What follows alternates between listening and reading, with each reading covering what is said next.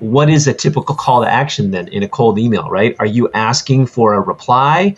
Are you asking for a meeting link? What do you do in that in terms of that?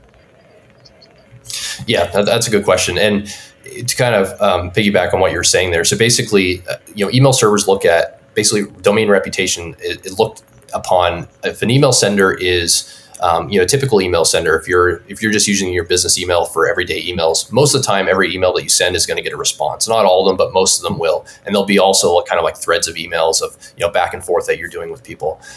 So you want to try to mimic that as much as possible. So getting responses is really one of the most positive signals that you can send an email server, that you're a reputable sender. So what worked in the past a lot, and you'll see it in a lot of traditional kind of cold email templates, is saying, hey, here's my pitch. This is what I can do for you. Feel free to book a time on my calendar, or something along those lines, right? You're basically asking for time, or you're just telling them and directing them to a landing page or a meeting link. The problem with that is most people won't respond to that. So even if they're interested or not, they're never going to respond to that. So over time, you'll see that your open rates and deliverability will go down because nobody's responding to your messages. So the strategies that are kind of working a lot better now versus before are shorter emails that are asking questions. So, you could still ask them, hey, would you be interested in discussing this more if you wanted to set up a meeting with them? But instead of like directing them to a meeting link or anything like that, it should just be a short question at the end of the email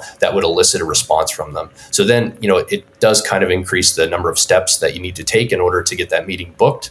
But it just, again, it brings that response in, it allows you to respond back to them. And it just shows that, you're a reputable sender, and, it helps you build up the reputation of your domain.